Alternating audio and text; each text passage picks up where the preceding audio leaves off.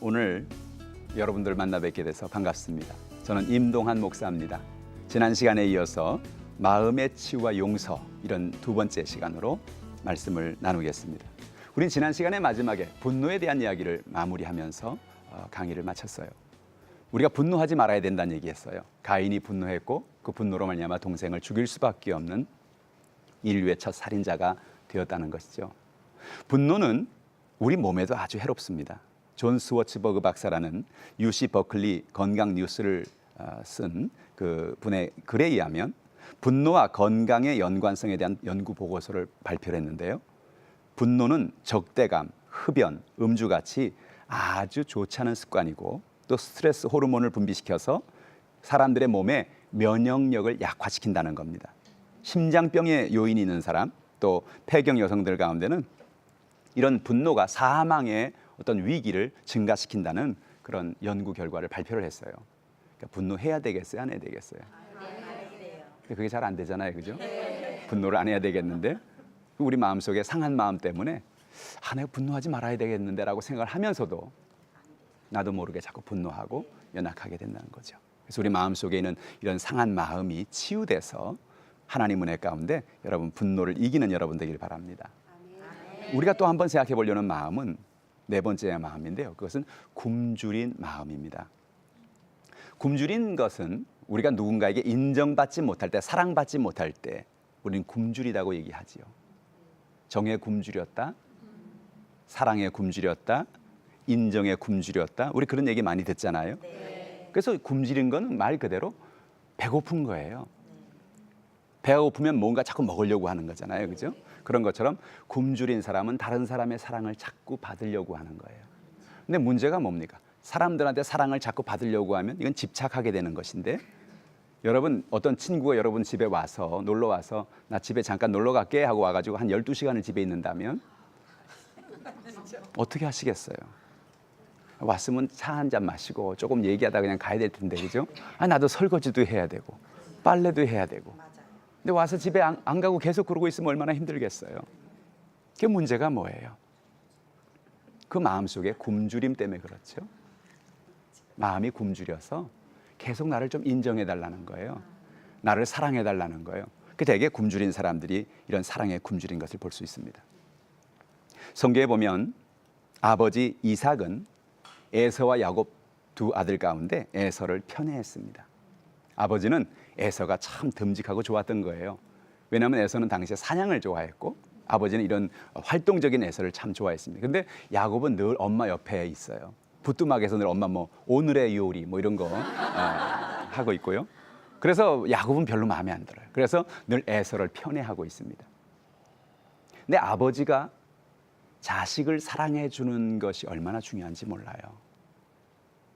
아버지가 아이들을 인정해주고 내가 너를 사랑한다고 고백하고 내가 너에게 사랑한다고 말하는 게 얼마나 중요한지 몰라요.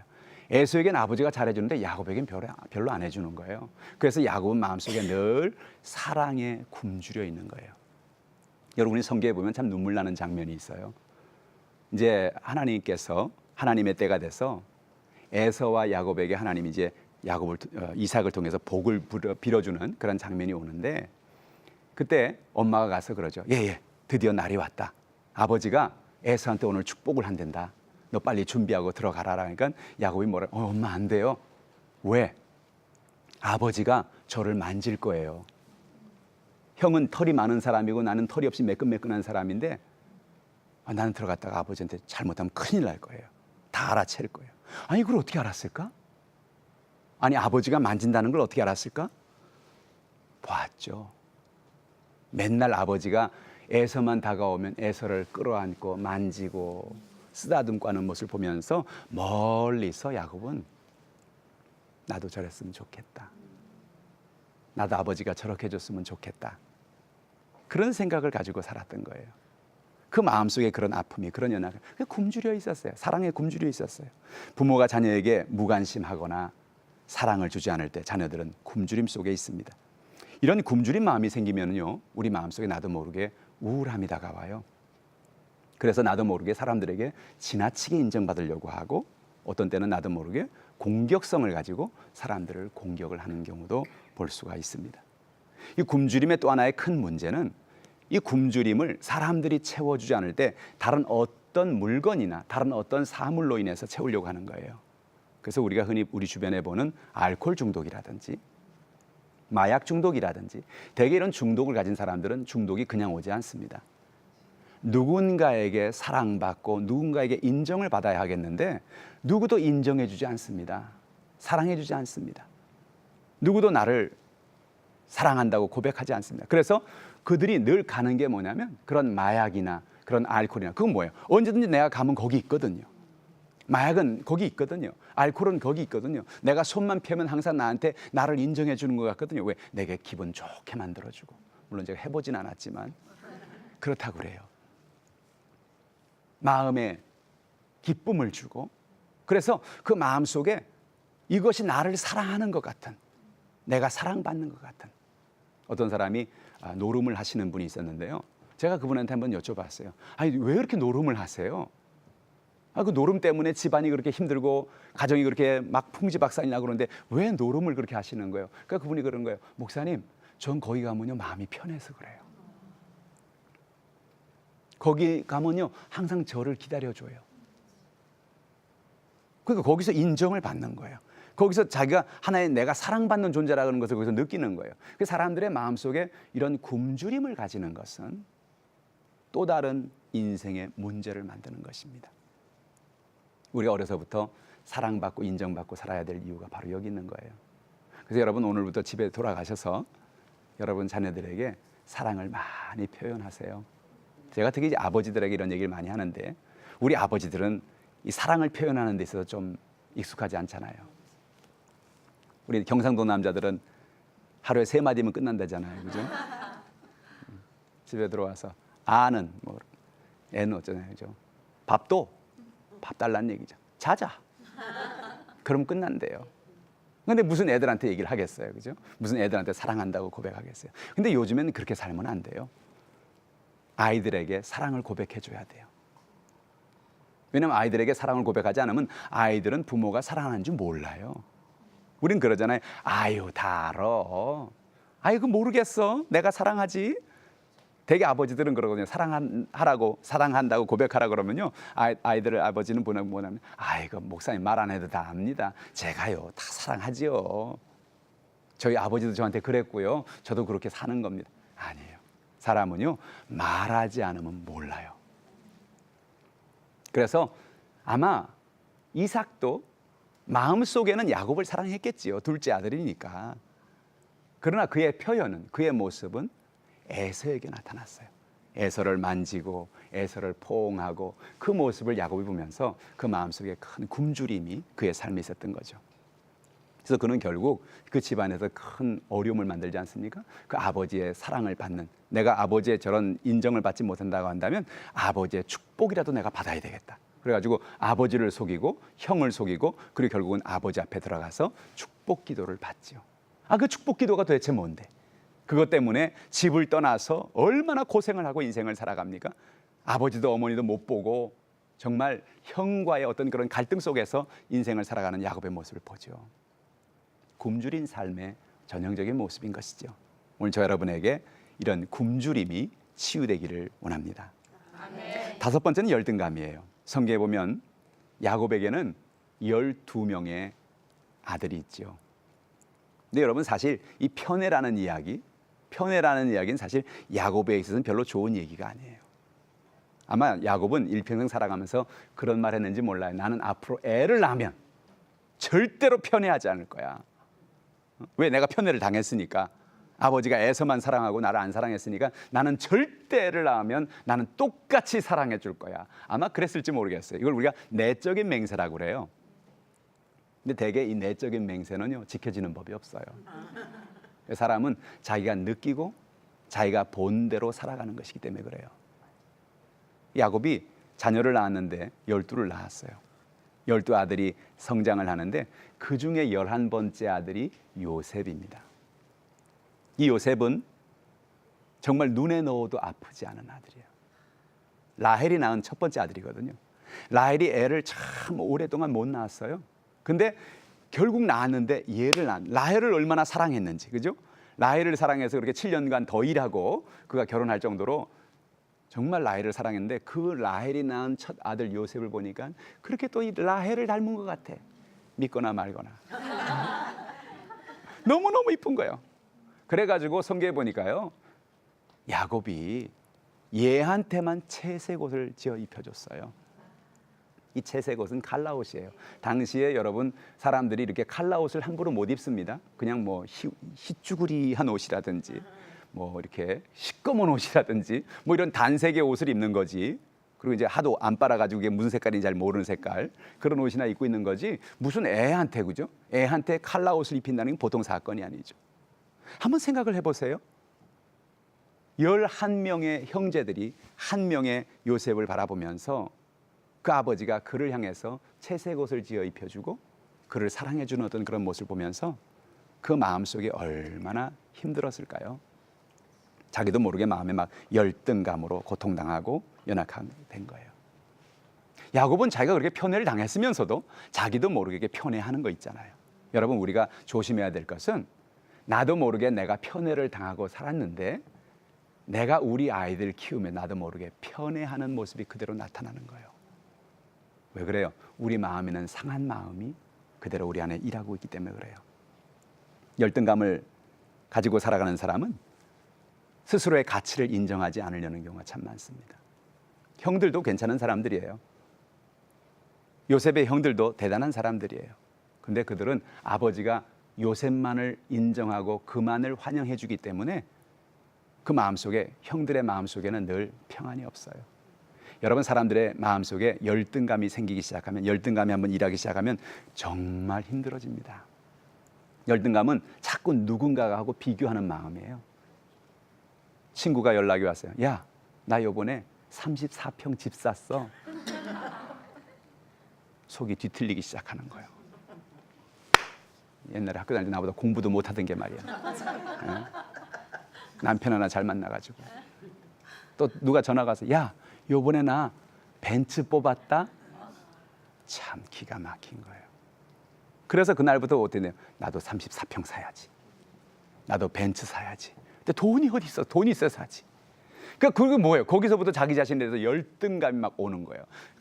나는 뭔가 도대체 말이야. 내가 집도 34평 없고 벤츠 차도 없고.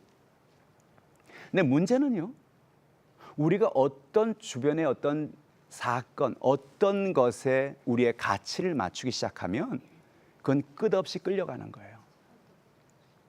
중요한 것은 우리가 있는 그대로의 가치를 존중하는 게 필요한 것입니다. 11명의 아들들 괜찮았어요. 아버지가 요셉에게 채색 옷을 제입해 줬을 때 그냥 쿨하게 아, 그래, 너 입어? 우리 안 입어도 돼? 뭐 그까짓 거 뭐. 그러고 넘어갔으면 아무런 상처되고 연약하지 않았을 거예요. 그런데 그들의 마음속에는 그게 부러웠던 거예요. 그 문제가 뭐예요? 결국은 그 요셉이를 부러워하다가 요셉이를 미워하는 마음이 다가오게 되고, 그래서 공격적인 마음으로 변화돼서 그를 나중에 죽이려는 마음까지 가지게 되지요. 그래서 형제니까 차마 죽일 수는 없고, 그래서 노예가 되게 하고 그걸 노예로 팔아버리는 그런 것을 보게 됩니다. 여러분, 오늘 우리의 삶 속에서 이런 열등감이 우리 마음속에 사로잡히지 않게 하려면 우리 마음속에는 가치관을 붙잡고 살아야 돼요. 내가 다른 것에 의해서 휘둘리지 않으리라. 여러분은 괜찮은 사람이에요. 하나님 여러분 한 사람 한 사람을 사랑하신대요. 하나님 여러분 한 사람 한 사람을 있는 그대로 인정하신답니다. 내가 34평이 있어서가 아니고요, 내가 벤츠가 있어서가 아니고요, 내가 채색 옷을 입어서가 아니라 하나님은 우리의 있는 모습 그대로를 인정하시는 거예요. 왜 그런 줄 아세요? 성경에 보니까 하나님이 아담과 하와를 창조하시고 세상의 모든 걸 지우고 난 다음에 하나님 보시기에 좋았더라라고 말씀하시기 때문에 그래요.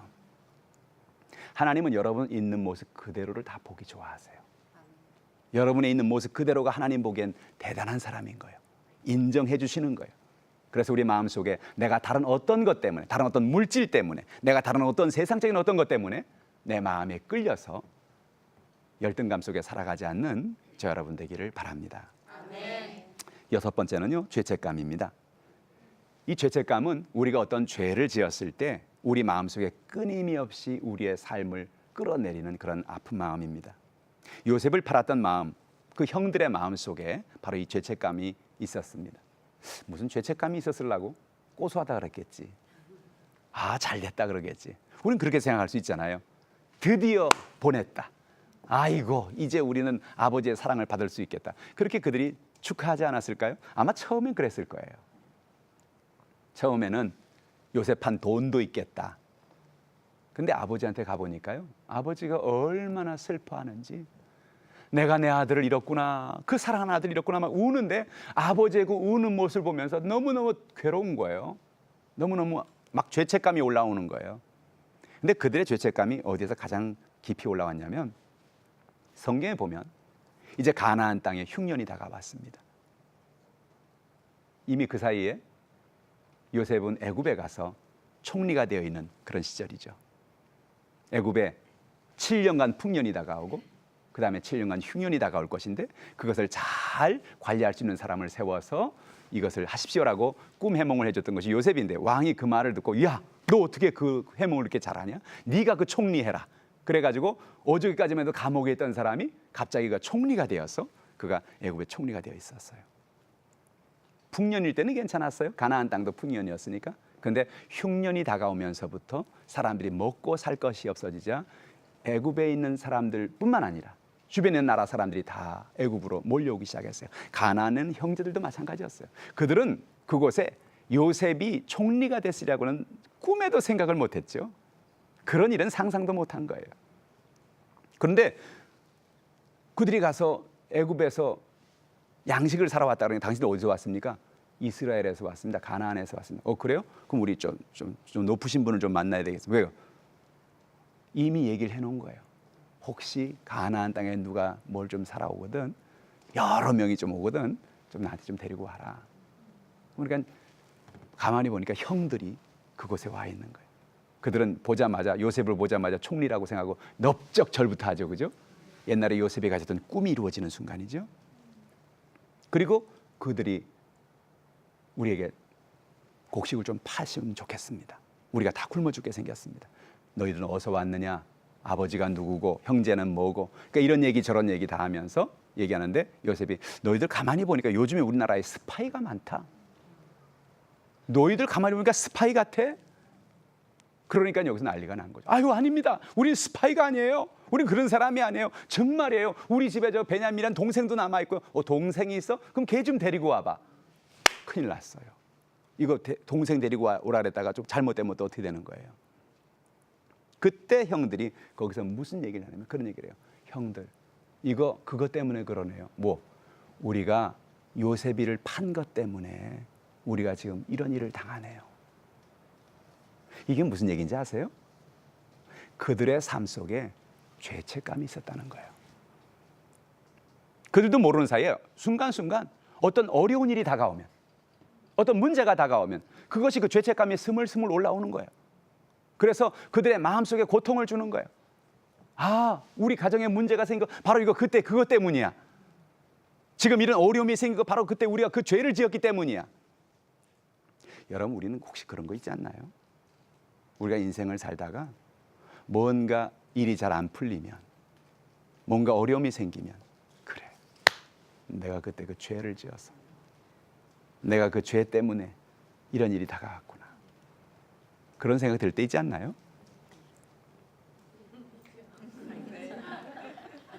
그게 우리 죄책감이에요. 우리 마음속에 이런 죄책감을 우리가 벗어나고 믿음으로 살 수 있는 저 여러분 되길 바랍니다.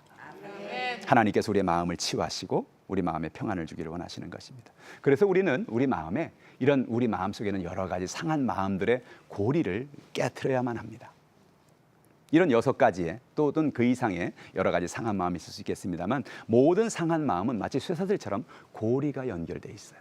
하나의 거절감이 또 다른 두려움을 낳고, 그 두려움이 또 다른 분노를 낳고, 분노가 또 다른 하나의 좌절과 연약함을 낳는 것이죠. 열등감을 낳는 것이죠. 그래서 저는 여러분들과 함께 이제 오늘 이 시간 이후에 앞으로 남은 시간 동안에 우리가 상한 마음의 고리를 어떻게 깨트릴 것인가를 생각해 보기를 원해요. 먼저 우리는요, 신뢰할 수 있는 사람과 마음의 치유의 여정을 시작해야 하는 것입니다. 신뢰할 수 있는 사람이라면 대개 이제 교회에서는 목사님이나 전도사님 또는 여러분 그 교회에서 여러분 주변에서 가까이 하는 여러분 이렇게 마음을 터놓고 비밀의 얘기를 할 수 있는 그런 분이라고 할 수 있어요. 근데 이게 왜 중요하냐면 우리가 치유할 때 우리 마음에 어떤 상한 마음이 치유될 때 우리 마음 속에 있는 상한 마음을 나 혼자 간직하고 있어서는 안 되는 거예요. 사실은 기억하기도 싫거든요. 떠올리기도 싫어요. 과거에 있었던 아픔들, 내 마음에 상한 마음을 주었던 그런 것들. 그러나 그런 모든 것들을 우리가 떠올리면서 고백할 필요가 있어요. 오늘 성경에 보니까 요한일서 1장 9절에 이런 말씀이 있어요. 만일 우리가 우리 죄를 자백하면 그는 미쁘시고 의로우사 우리의 죄를 사하시며 우리를 모든 불의에서 깨끗하게 하실 것이라 그랬어요. 그것은 비단 나의 죄가 아닐 수 있어요. 그죠? 다른 사람이 내게 입힌 어떤 그런 상처일 수 있지요. 야고보서 5장 16절에도 말하기를 그러므로 너희 죄를 서로 고백하며 병이 낫기를 위하여 서로 기도하라. 의인의 간구는 역사하는 힘이 큼이니라. 우리 병을 위해서 서로 기도하라는 거예요. 그 전에 서로 고백하라는 거예요. 여러분 아십니까? 많은 경우에 우리의 마음의 병이 우리의 상한 마음이 병이 되어서 우리의 삶에 또 다른 병을 만드는 거예요. 이걸 우리가 심신상관증이라고 그래요. 마음이 아프면 어디가 몸이 아프기 시작하는 거예요. 여러분 그런 경험 혹시 있지 않습니까? 여러분이 어떤 마음에 막 충격을 받아서 힘들면 갑자기 머리가 아프고 막 위장이 막 아프고 소화가 안 되고 그죠? 그게 심신상관증이라고 그래요. 우리 마음이 아프면 그 마음이 우리의 몸을 아프게 만드는 그런 것이죠. 그래서 우리의 마음속에 이런 연약함을 우리가 고백할 수 있는 시간 되기를 바랍니다. 저는 때로 이제 내적 치유 세미나를 하고 또 제가 한세대학교에서도 학생들에게 내적 치유 세미나를 강의를 하고 있는데요. 학생들에게나 또 제가 세미나를 인도할 때마다 사람들이 이렇게 대화를 하면서 깜짝깜짝 놀라는 걸 봐요. 그 뭐 때문에 놀라냐면 사람들은 자기만 이런 상처를 갖고 있는 줄 알았어요. 어려서부터 내가 가지고 있는 상처, 이런 상처는 나밖에 없어. 나만 이렇게 고통을 가지고 인생을 살아가는 거야. 나만 이렇게 힘든 거야. 그렇게 인생을 살아갔는데 대개는 이제 내적 치유 세미나 같은 시간에 보면은 테이블 시간이라는 것이 있어요. 그게 뭐냐면 강의를 하고 나서 서로의 이야기를 하는 거예요. 우리 오늘 어떤 거절감이 있나요? 서로 한번 얘기해 봅시다. 어려서부터 우리는 어떤 분노가 있나요? 한번 얘기해 봅시다. 그렇게 서로 얘기를 하는 거예요. 그 얘기를 하다 보면 듣다 보면 이야 저런 상처가 있구나. 야 저 사람은 저런 아픔이 있구나. 보기엔 전혀 안 그렇게 보이는데 저 사람에게 저런 아픔이 있었구나. 그러면서 놀라는 거예요. 그럼 뭐 때문에 놀라냐면 내 상처가 별거 아니라는 것 때문에 놀라는 거예요. 난 내 상처가 제일 큰 줄 알았는데 내 상처가 가장 큰 아픔인 줄 알았는데 그래서 내가 이걸 고백하지도 못하고 늘 전전긍긍하고 그렇게 인생을 살았는데 내 상처도 별게 아니구나 라고 하는 자기를 통찰할 수 있는 시간을 갖게 되는 것입니다. 그리고 사람들의 얘기를 들으면서 자기의 연약함을 고백할 수 있는 그런 시간을 가지게 되는 거예요. 누군가에게 나의 연약함을 고백할 수 있다는 것은 놀라운 축복이에요. 내 마음속에 있는 상한 마음을 자백하고 고백할 때 그 고백하는 순간부터 우리 마음속에서 치유가 일어나기 시작합니다. 내 문제를 내가 이제는 객관적으로 볼 수 있는 거리를 띄울 수 있기 때문에 그렇습니다. 여태는 나에게 너무 가까워서 볼 수 없었어요. 근데 이제부터는 내가 객관적으로 연약함을 띄워놓고 볼 수 있는 그것이 바로 자백의 힘이고 고백의 힘인 것입니다. 오늘 저 여러분의 삶 속에 그런 은혜가 임하기를 주님의 이름으로 축원합니다. 아멘. 감사합니다.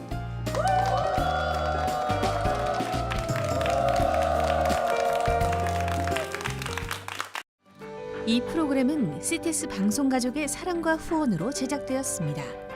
후원 전화 02-6333-1003번, ARS 060-800-1111번으로 전화 주세요.